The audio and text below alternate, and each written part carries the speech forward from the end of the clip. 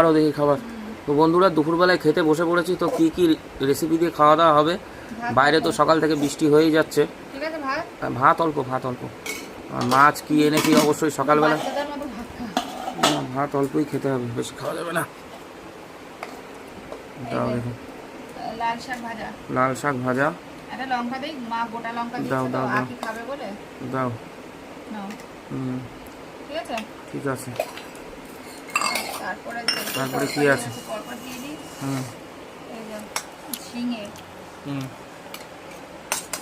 ভালো সাদা তরকারি হয়েছে। ঝিঙে দিয়ে কি দিয়ে? বাটা মাছ? ওই মাছ দিয়েছে একটা দুটো। ঠিক আছে।